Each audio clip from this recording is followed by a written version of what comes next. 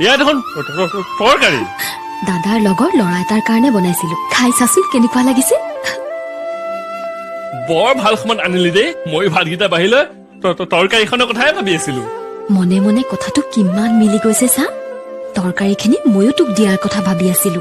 হওক দে, মোকো তৰকাৰী দিয়াৰ কথা ভবা ছোৱালীজনী লাগে। তইহে মোৰ কথা নাভাব? কি কলি? মোৰ চকুলৈ চা কচোন।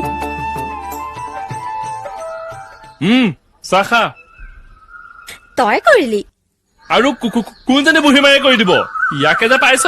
সেইকাৰণে তোক আমি কৈ থাকো বোলো সোনকালে কামটো কৰ, নবৌ এজনী আমাক লাগে নহয়। মোৰ নিচিনা খুনা দিলে কোনে ছোৱালী দিব? মানুহ এজনী গোটাই লৈ যাবলা কম ডাঙৰ কথা। তাতে 2 বছৰকে ধৰি খালী খেতি হোৱা নাই। দুবিঘাকৈ কুঁহিয়া বনৰীয়া হাতীয়াক তহিলং কৰিলে। এতিয়া বিচনাত পৰিলে ছোৱালী চিন্তাত কৈ কুঁহিয়া পাই চিন্তাহে মনলৈ বেছি।